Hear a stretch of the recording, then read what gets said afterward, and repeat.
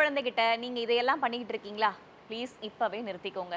எல்லா அப்பா, அம்மாக்கும் தன்னுடைய குழந்தை நல்லா இருக்கணும் அப்படின்னு ஆசை தான். ஆனா அந்த ஆசை அதிகமாகி அவங்கள நீங்க உங்களுக்கு தெரியாமயே ஸ்ட்ரெஸ் பண்றதுக்கான வாய்ப்புகளும் அதிகம் இருக்கு. அது என்னன்னு சொல்றேன் நோட் பண்ணிக்கோங்க. 1 கம்பேர் பண்றது.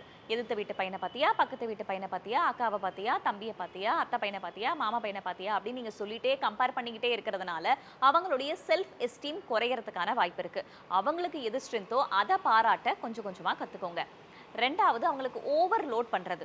அவங்க ஸ்டடியிலயும் இருக்கணும், டியூஷன்லயும் இருக்கணும், எக்ஸ்ட்ரா கரிக்குலர் ஆக்டிவிட்டீஸ்லயும் இருக்கணும், ஸ்போர்ட்ஸ்லயும் இருக்கணும் அப்படின்னு நெறைய விஷயங்கள போட்டு அவங்கள ஸ்ட்ரெஸ் பண்ணாம புரொடக்டிவிட்டி அப்படிங்கிற பேர்ல அப்படி பண்ணீங்கன்னா, அவங்க எக்ஸாஸ்ட் ஆகறதுக்கான வாய்ப்பு இருக்கு. அவங்களுக்கு எது பிடிக்குமோ அத பண்ண வைங்க.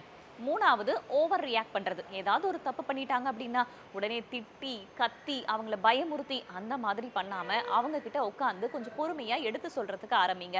"நீ பண்ணதுனால என்ன ஆச்சு பாத்தியா? நீ பண்ணதுனால அப்படி ஆச்சு பாத்தியா?" அப்படின்ற மாரி சொல்லாம, நீங்க ப்ளேம எடுத்துக்கிட்டு, "நீ இப்படி பண்ணதுனால அம்மாக்கு ரொம்ப கஷ்டமா இருக்குப்பா. இல்லப்பா, அப்பாக்கு இப்படி இருக்குப்பா." அப்படின்னு உங்களுடைய பெர்ஸ்பெக்டிவ குழந்தைங்களுக்கு கொடுக்கும்போது, அவங்க இன்னுமே அண்டர்ஸ்டாண்ட் பண்ணிக்கிறதுக்கான வாய்ப்பு இருக்கு.